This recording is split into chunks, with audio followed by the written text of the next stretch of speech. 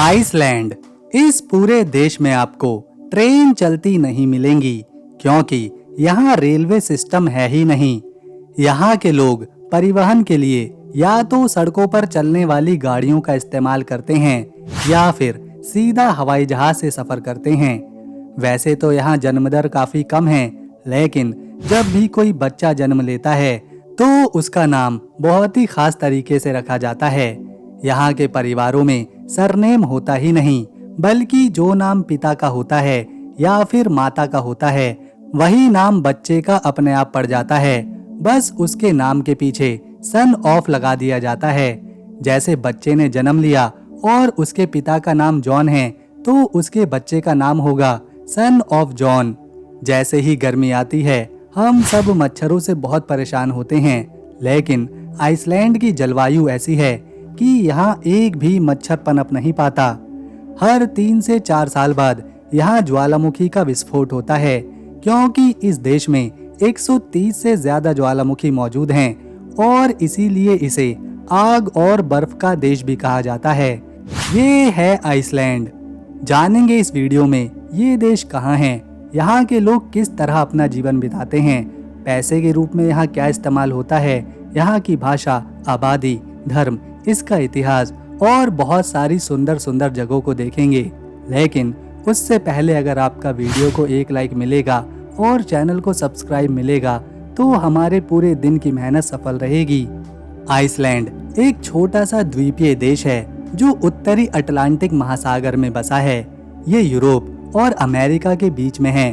आप जानकर हैरान होंगे कि इसका कोई भी पड़ोसी देश नहीं है क्योंकि आइसलैंड पूरी तरह से अटलांटिक महासागर से घिरा है और इसकी जमीनी सीमा किसी भी देश को नहीं छूती।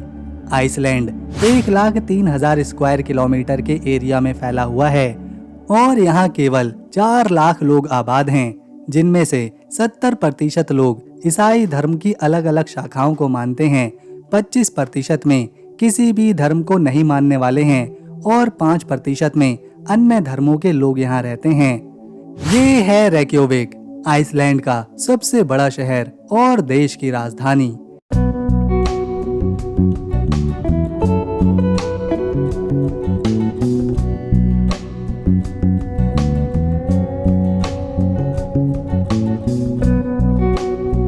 ये समंदर के किनारे बसा है। ये शहर बहुत ही ठंडा लेकिन खूबसूरत भी है। इस शहर में देश की आधी से ज्यादा आबादी रहती है और अगर आसपास के एरिया को भी जोड़ लिया जाए तो आइसलैंड की 4 लाख की आबादी में से 2,70,000 लोग यहीं पर रहते हैं।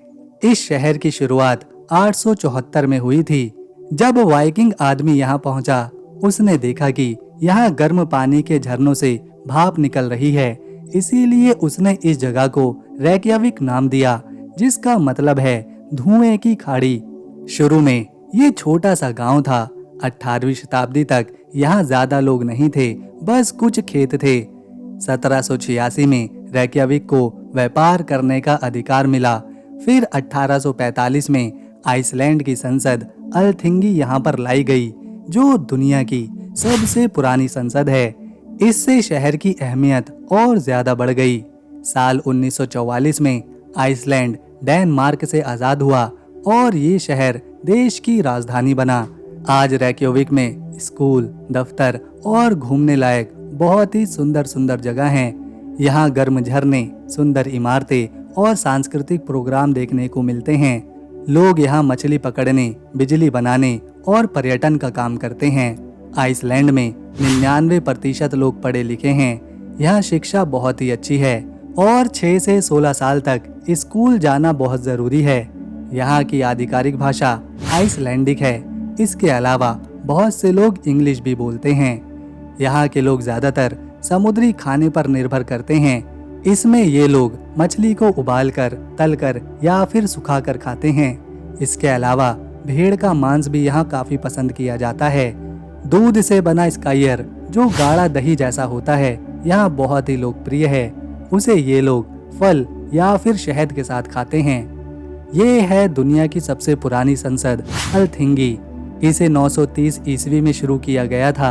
ये संसद थिंगवैलिर नाम की जगह पर शुरू हुई थी, जहाँ लोग खुले मैदान में मिलकर कानून बनाते थे। आज ये राजधानी रेक्योविक में मौजूद है। आइसलैंड ज्वालामुखियों से भरा हुआ देश है। यहाँ 130 से भी ज्यादा ज्वालामुखी हैं। आयजफलयाकुल ज्वालामुखी के फटने से यूरोप की सारी उड़ानें रुक गई थी। आइसलैंड अपनी बिजली और गर्मी का 90% हिस्सा इन्हीं ज्वालामुखियों और गर्म झरनों से लेता है, जो दुनिया में सबसे साफ ऊर्जा है। इस तरह से बिजली बनाने से किसी भी तरह का कोई प्रदूषण नहीं होता और ये पर्यावरण को पूरी तरह से साफ रखने में काफी हद तक मदद करता है। आइसलैंड भूतापीय ऊर्जा यानी जियोथर्मल एनर्जी में दुनिया में सबसे आगे है। यहाँ के गर्म झरनों से बिजली और गर्म पानी बनता है और फिर लोग इससे अपने घरों को गर्म करते हैं। यहाँ तक कि सड़कें और फुटपाथ भी गर्म पानी से पिघलाए जाते हैं ताकि बर्फ ना जमे और लोगों का जीवन सुचारू रूप से चलता रहे। यहाँ के लोग एल्फ यानी छिपे हुए लोग उनमें विश्वास रखते हैं। कई आइसलैंड वासी आज भी मानते हैं कि पहाड़ों और चट्टानों में एल्फ रहते हैं। यहाँ कुछ सड़कें और इमारतें बनाने से पहले लोग एल्फ विशेषज्ञ से सलाह लेते हैं ताकि उनकी जगह खराब ना हो। आपको ये जानकर हैरानी होगी कि आइसलैंड में 1915 से पहले शराब और बियर पर पाबंदी थी, क्योंकि सरकार मानती थी कि ये समाज में समस्याएं पैदा करती है। 1935 में शराब से प्रतिबंध हटा, लेकिन बियर पर बैन रहा क्योंकि ये सस्ती और युवाओं को आसानी से मिल जाती थी। आखिरकार 1989 में बियर से भी पाबंदी हटी और तब से हर साल यहाँ 1 मार्च को बियर डे मनाया जाता है। आइसलैंड में पैसे के रूप में आइसलैंडिक क्रोना इस्तेमाल किया जाता है और हमारे भारत के 100 रुपए यहाँ के 140 रुपए के बराबर हैं। ये है रेक्याडालुर हॉट रिवर, आइसलैंड की एक जादुई जगह। यहाँ जमीन से भाप निकलती है क्योंकि ज्वालामुखी की गर्मी इस नदी को 38 से 40 डिग्री तक गर्म रखती है। इस नदी का पानी नहाने के लिए एकदम सही है। यहाँ पहुँचने के लिए लोग 3 किलोमीटर की हाइकिंग करके आते हैं। रास्ते में गर्म झरने, उबलता कीचड़ और खूबसूरत पहाड़ों का मनोरम दृश्य देखने को मिलता है। लोग नदी में नहाते हैं, गर्म पानी में आराम करते हैं। चारों तरफ हरे भरे नज़ारे, या फिर सर्दियों में मीलों दूर तक बर्फ नजर आती है। आइसलैंड में ऐसे बहुत से हॉट स्प्रिंग हैं, गर्म पानी के गड्ढे हैं, लेकिन इस गर्म पानी में नहाने से पहले यहाँ के लोग पहले ही अपने शरीर को साफ करके आते हैं। किसी तरह का कोई साबुन या शैम्पू का इस्तेमाल नहीं करते। आसपास कपड़े बदलने के लिए भी चेंजिंग रूम बहुत ही कम हैं। इसीलिए यहाँ लोग खुले मैदान में आसमान के नीचे ही अपने कपड़े बदलते हैं और ऐसा करना आइसलैंड में बहुत ही एक नॉर्मल सी बात है। इसके पीछे की वजह है कि ये लोग इन प्राकृतिक गर्म झरनों के पानी को स्वच्छ रखते हैं। जितना कम सामान होता है, गंदगी फैलने के उतने ही कम चांस रहते हैं। ये है गुलफास वाटरफॉल। आइसलैंड की बर्फीली वादियों और कुदरती नज़ारों के बीच अनोखा झरना दिखाई देता है। गुलफास वाटरफॉल, इसका मतलब है सोने का झरना, और जब आप इसे देखेंगे तो आपको सच में लगेगा कि ये नाम इसकी पानी की धारा, बहाव और सुंदरता को दर्शाता है। ये वाटरफॉल 2 हिस्सों में गिरता है। पहला 11 मीटर की ऊंचाई से और दूसरा 21 मीटर की ऊंचाई से। जब पानी इन चट्टानों से टकराकर नीचे गिरता है, उसके साथ उठती है बारीक पानी की फुहारें जो धूप में इंद्रधनुष बना देती हैं। इस झरने की सबसे बड़ी खासियत यह है कि ये गहरी खाई में गिरता है, जिसे देखकर लगता है मानो पानी जमीन के अंदर समा रहा हो। गर्मियों में जब बर्फ पिघलती है, तब यहाँ हर सेकंड में करीब 140 क्यूबिक मीटर पानी गिरता है। ठंडी हवा, बहते पानी की आवाज और आसपास की हरियाली, ये सब मिलकर इसे दुनिया के सबसे सुंदर झरनों में से एक बनाते हैं।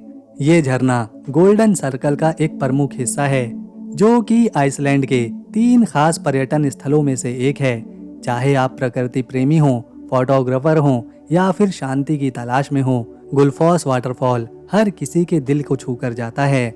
आइसलैंड दुनिया के सबसे शांतिपूर्ण और सुरक्षित देशों में से एक है। ये बात जानकर आपको हैरानी होगी कि इस देश के पास अपनी कोई सेना नहीं है, यहाँ केवल एक छोटी सी नेवी और एयरफोर्स है जो ज़रूरत के समय मदद करती है। इसके बावजूद यहाँ का माहौल इतना सुरक्षित है कि लोग रात में बिना डर के घूमते हैं। आइसलैंड के लोग बहुत ही ईमानदार, सीधे साधे और प्रकृति से प्यार करने वाले हैं।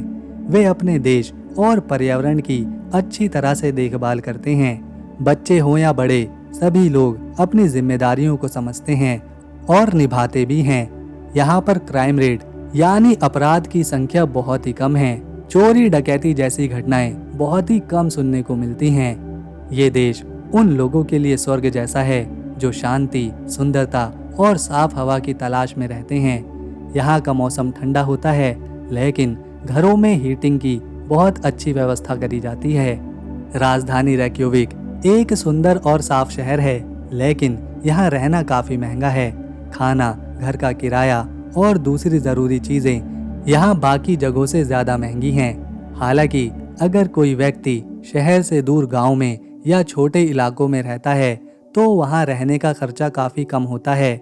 गांव में लोग ज्यादा मिलनसार होते हैं और प्रकृति पर निर्भर करते हैं। आइसलैंड की प्राकृतिक खूबसूरती की बात करें और डायमंड बीच का जिक्र ना हो, ऐसा कैसे हो सकता है।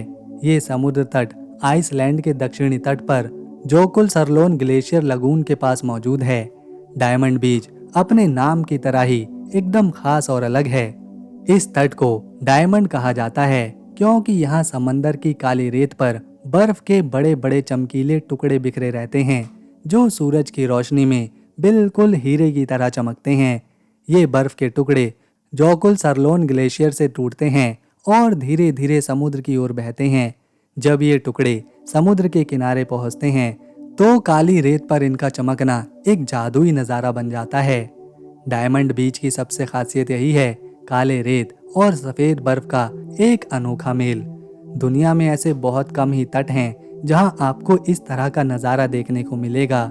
यही वजह है कि ये जगह दुनिया भर से आने वाले सैलानियों को आकर्षित करती है। ये है स्टुथलागिल कैनियन।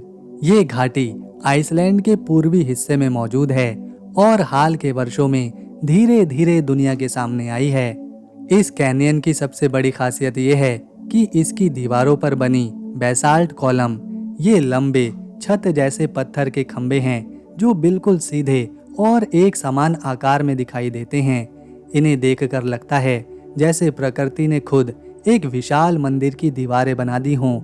ये नज़ारा और भी ज्यादा खास बन जाता है जब बीच में बहती नीले हरे रंग की नदी इन चट्टानों से टकराती है।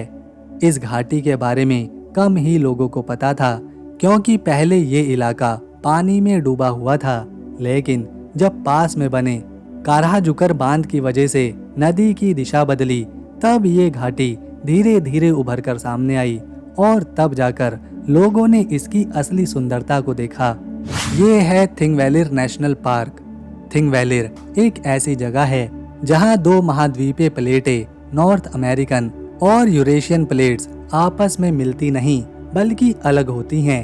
ये दुनिया की गिनी चुनी जगहों में से एक है जहां आप इन दो टेक्टोनिक प्लेट्स के बीच चल सकते हैं।